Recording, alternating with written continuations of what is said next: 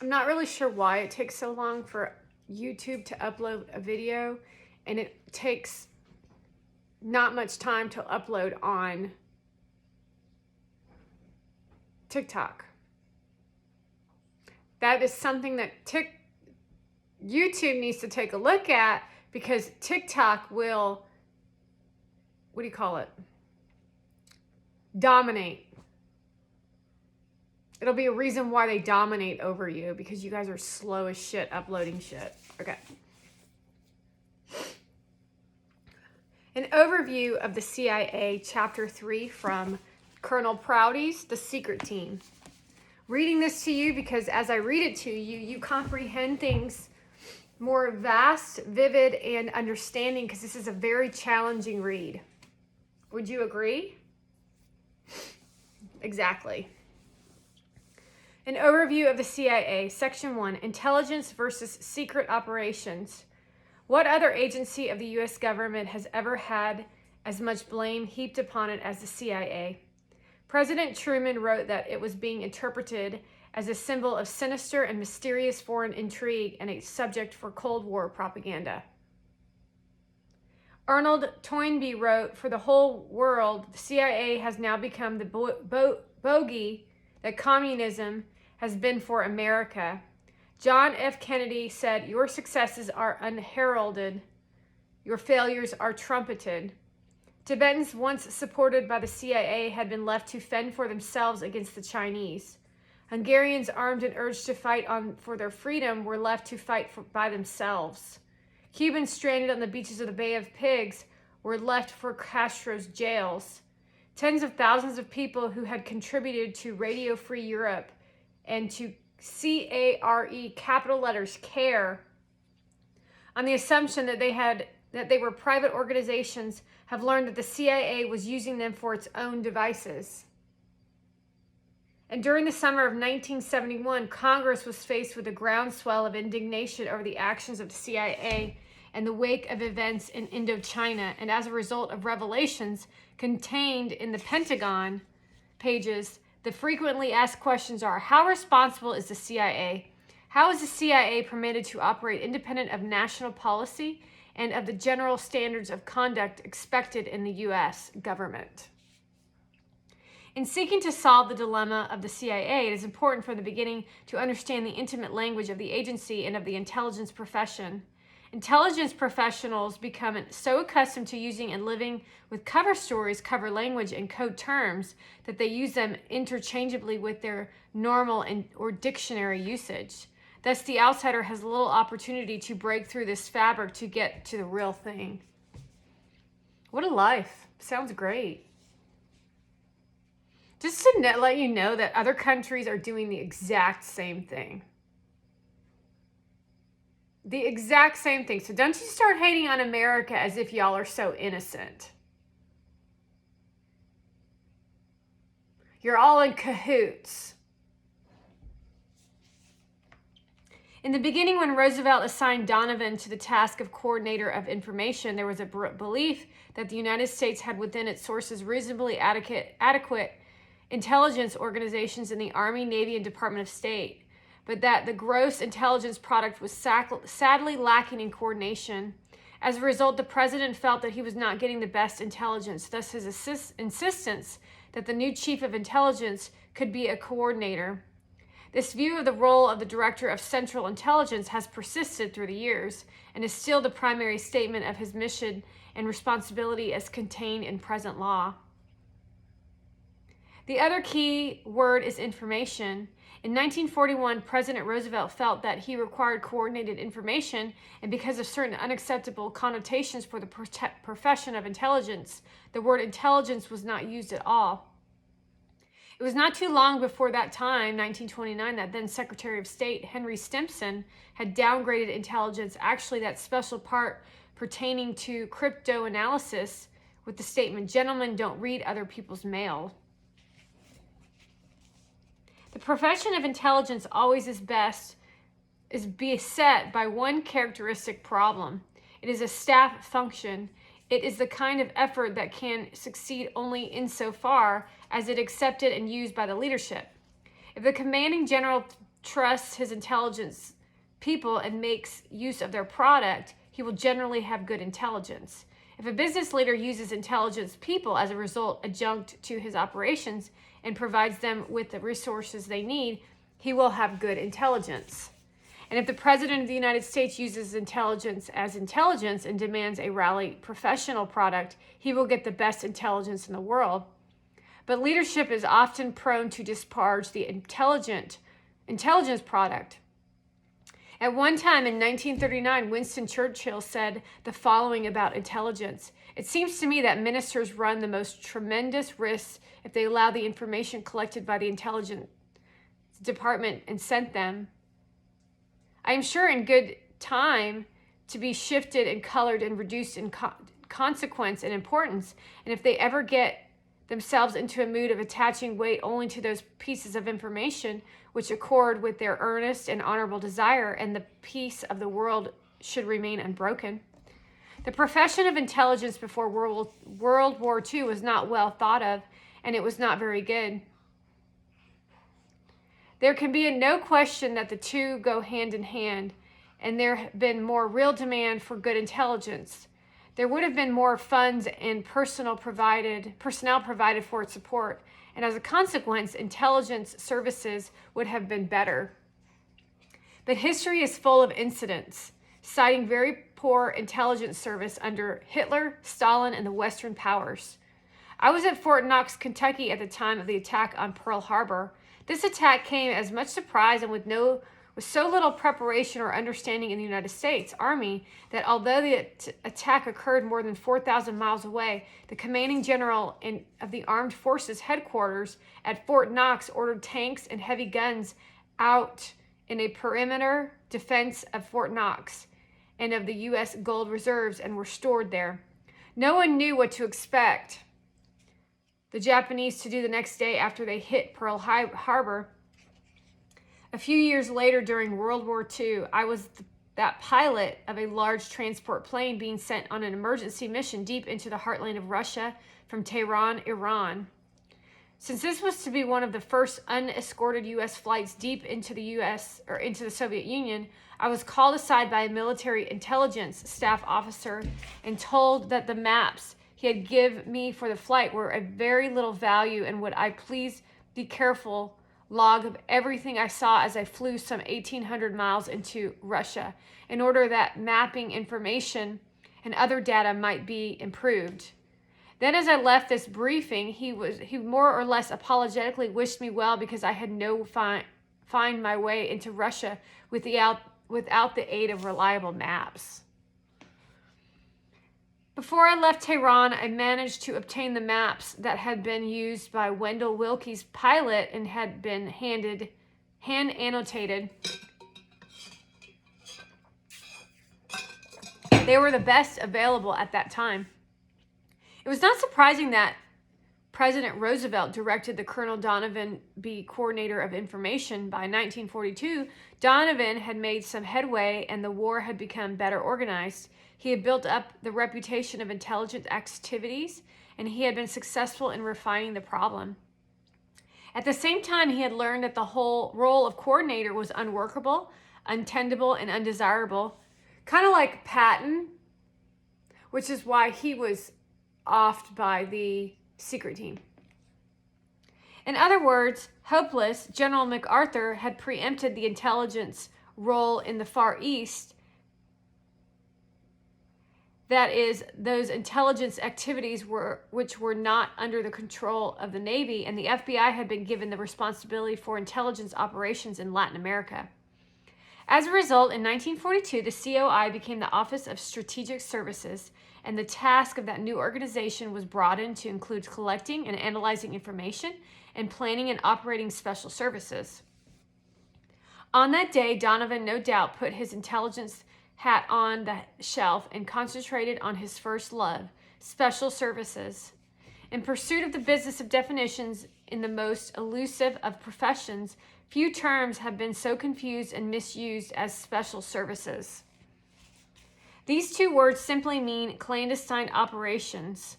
General Donovan's office was called Strategic Services, and his duties were described as special services. It was all the same clandestine operations as the intelligence profession has labored through its first quarter century since World War II.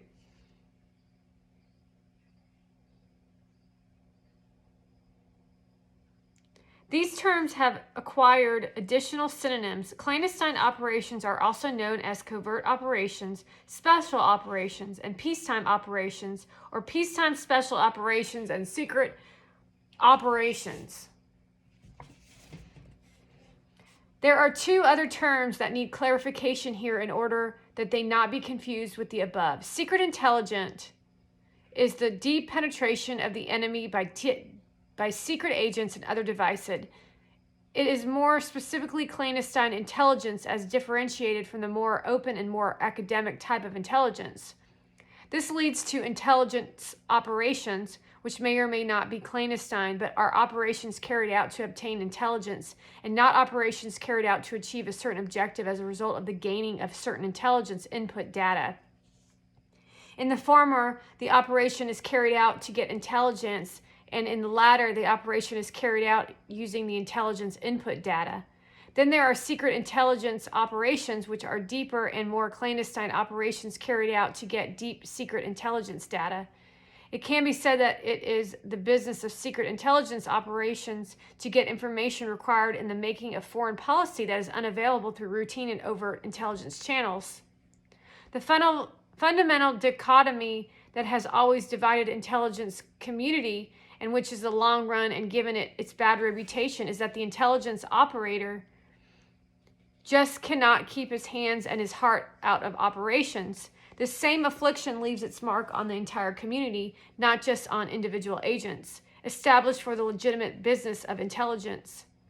The agency has become deeply involved in clandestine operations, yet to maintain its status and reputation in the structure of this open government, it must continually give the appearance of being nothing more than an intelligence agency, while it keeps itself covertly occupied with special operations on an ever-expanding scale. Nowhere has this attempt to be legitimate been more apparent than in the revelations of the publications of the Pentagon Papers. One of the primary objectives of that inner group, who directed the compilation of that fantastic, massive reconstruction of the history of the United States' role in Indochina, was without a doubt to make certain that the role of the CIA always appeared in the most laudable and commendable manner, and be that an intelligence organization and no more. Thus, the product of the intelligence staff has been exacted from the great mass of records available and portrayed most favorably, while at the same time the role of the CIA special operations or clandestine organizations as a sinister and secret operational activity has been submerged. In retrospect, the CIA, that part which publishes intelligence reports, always appears to have come up with the correct analysis and evaluation. On the other hand, this review, as it appears in the New York Times publication, almost totally conceals or fails to identify the records of the covert activities of the clandestine organizations. When it does present accounts of that action, it reveals them under the label of covert organizations, either as part of the military establishment or of some other apparatus. Interestingly, the CIA can't help doing both things at the same time, and its leaders are seldom, if ever, concerned with the fact that they are doing may be at cross purposes. They are duty-bound to perform the former, and they much prefer to become involved in the latter, secure in knowledge that their control of security within the country, even before then, somewhere is nearly absolute. In fact, Allen Dulles and other following DCIs were fully aware of this discrepancy, yet the other following DCIs were fully aware of this discrepancy, yet would authorize the publication of intelligence reports saying one thing at the same time they were authorizing clandestine forces to do exactly the opposite. One aspect of the Pentagon Papers that makes them suspect of not being exactly what they are purported to be is that is an expose of the role of the Pentagon in the United States' involvement in Vietnam. This is an oversimplified definition of them, but it will serve here. is that they laud the role of the CIA and the overall intelligence community while they disparage the rest of the government, especially the Pentagon. The following extract is from the New York Times book of the Pentagon Papers in an introductory, informative early chapter, page 6. The Pentagon account discloses that most of these major decisions from 1950 on were made against the advice of the American intelligence community. Intelligence analysts in the CIA warned that the French Emperor Bao Dai and Premier Diem were weak and unpopular, and that the communists were strong. In early August 1954, for example, just before the NSC decided to commit the U.S. to propping up Premier Diem, a national intelligence estimate warned, although it was possible that the French and Vietnamese, even with firm support from the U.S. and other powers, may be able to establish a strong regime in South Vietnam. We believe that the chances for this development are poor, and moreover, that the situation is more likely to continue to deteriorate progressively over the next year. Covert. The NIE continues, given the generally bleak appraisals of Diem's prospects, they who made U.S. policy could only have done so while assuming a significant measure of risk. And the New York Times goes on to editorialize the Pentagon study does not deal at length with the major question: why did the policymakers go ahead despite the intelligent estimates prepared by their most senior intelligence officials? These brief statements are truly amazing in some respects, maybe among the most important lines in the entire New York Times presentation of the Pentagon Papers. They show how deeply the clandestine operating side of the CIA hid behind its first and best covert, that of being an intelligence agency. How can the Times miss the point so significantly? Duh. Either the Times is innocent of the CIA as an intelligence organization versus the CIA as a clandestine organization, a highly antagonistic and competitive relationship, or the Times somehow played into the hands of those skillful apologists who would have us all believe that the Vietnam problem was the responsibility of others and not of the CIA operating as a clandestine operations. Let us consider an example. A few pages after the statement, the Times version of the papers tells us that Edward G. Lansdale went to Saigon with a team in August of 1954. This date may be one of the correct dates, but the facts are that the plans for Lansdale's move to Saigon from Manila were where he had engineered Magsaysay's rise from soldier to president were laid long before he actually went there with his team. The author was a frequent visitor to Manila and Saigon from 1952 through 1954. As the commanding officer of a military air transport service squadron, which provided much of the military airlift between those cities in those days, and on more than one flight carried as special passengers of the Lansdale team, both U.S. and Filipino personnel to and from Saigon.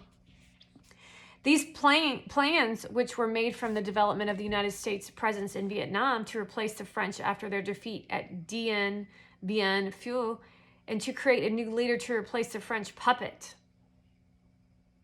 Bai Dai had been primarily developed by the operational CIA almost as a natural follow-on of their production of Magsaysay.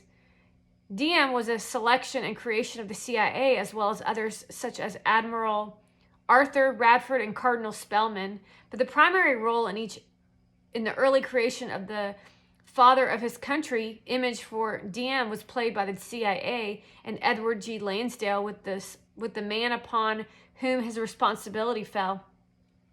He became such a firm reporter of Diem that when he visited Diem just after Kennedy's election, he carried with him a gift from the U.S. government, a huge desk set with a brass plate across its base reading, "To Ngo Dinh Diem, the father of his country."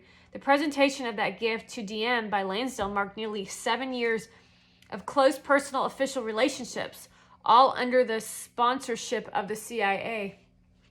It was the CIA that created Diem's first elite bodyguard to keep him alive in those early and precarious days. It was the CIA that created the special forces of Vietnamese troops, which were under the tight control of WHO. And it was the CIA that created and directed the tens of thousands of paramilitary forces of all kinds in South Vietnam during those difficult years of the Diem regime. Not until the U.S. Marines landed in South Vietnam in the van of the escalation in 1964 did an element of American troops arrive in Vietnam that were not under the operational control of the CIA. From 45 through the crucial years of 54 to 55 and on to 1964, almost everything that was done in South Vietnam, including even a strong role in the selection of generals and ambassadors, was the action of the CIA, with the DoD playing a supporting role and the Department of State almost in total eclipse. Thus, when the New York Times asked, why did the policymakers go ahead despite the intelligence estimates prepared by their most senior intelligence officials? It was asked an excellent question because it must include the most senior intelligence officials. The Director of Central Intelligence and others of the agency. This makes one wonder at what point a man like Dulles stops playing the role of intelligence officer and sees himself in the mirror as CIA clandestine commander-in-chief.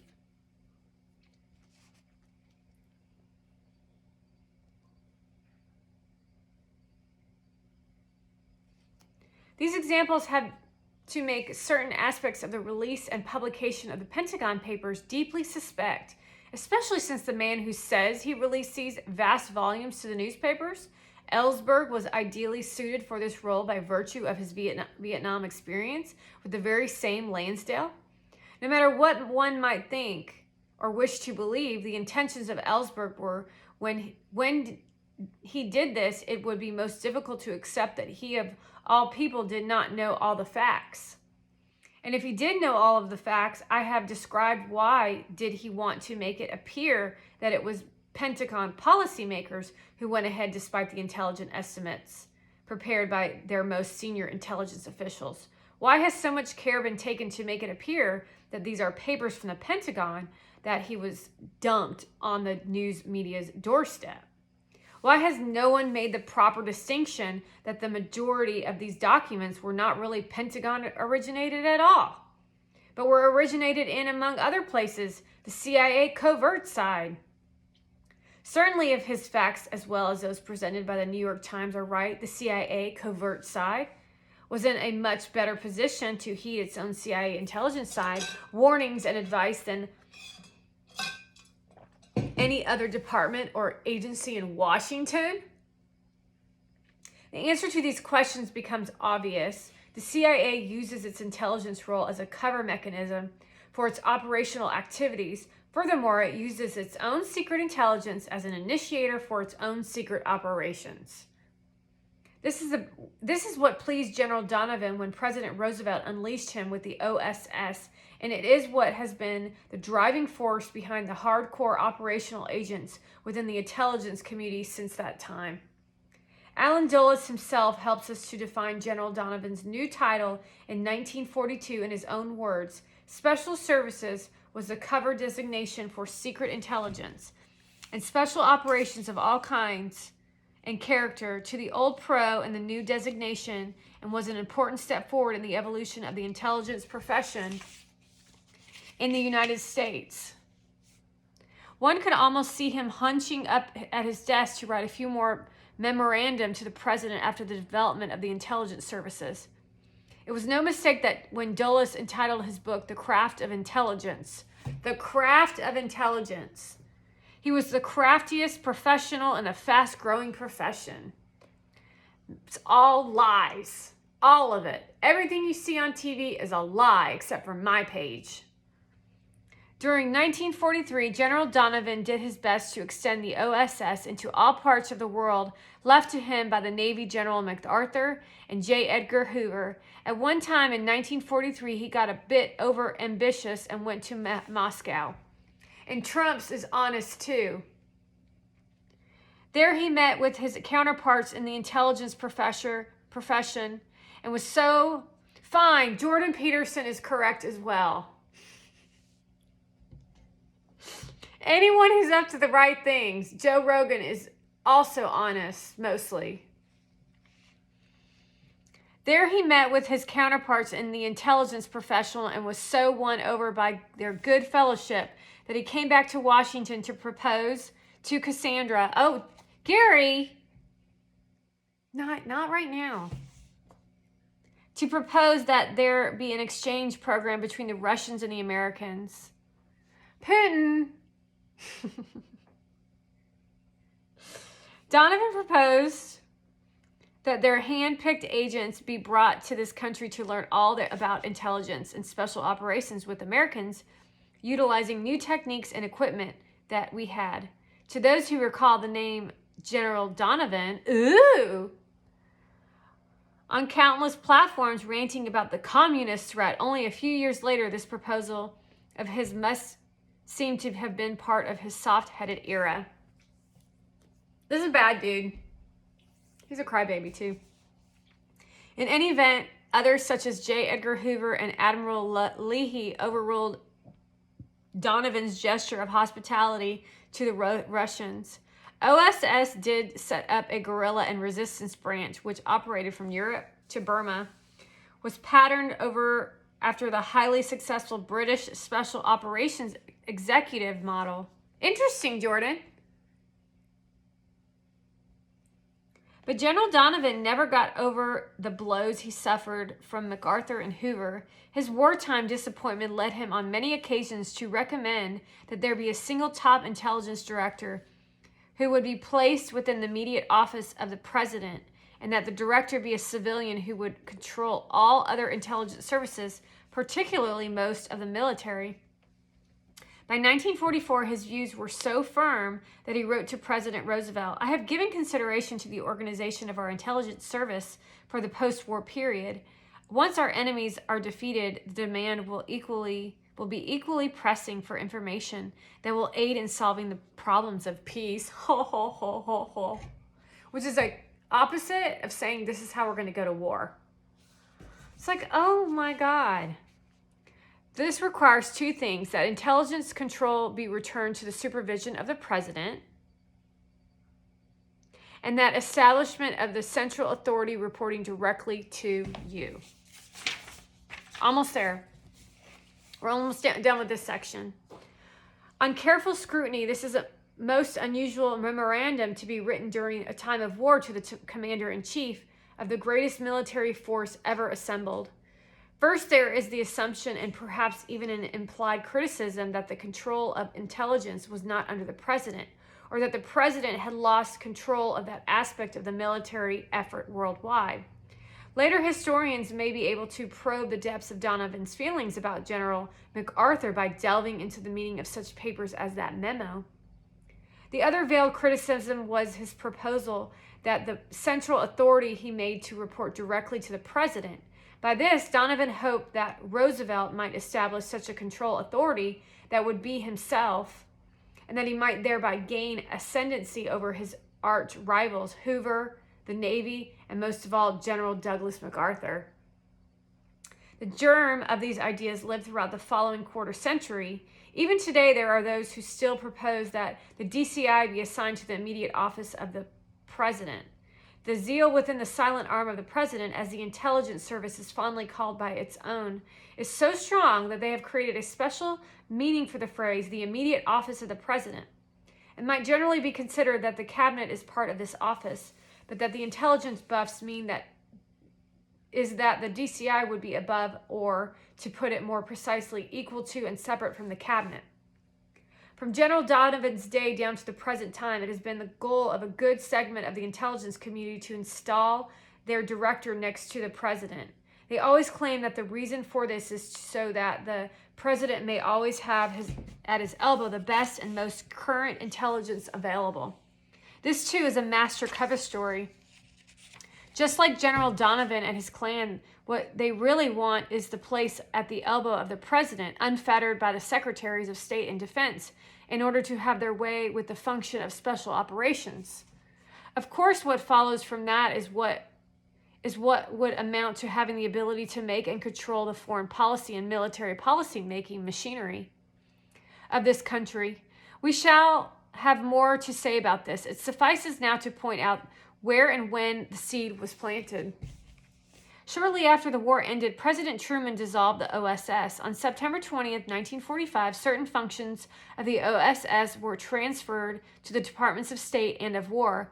Although the United States did not delay in disbanding their military might as soon as the war had ended, no group was terminated faster than the OSS.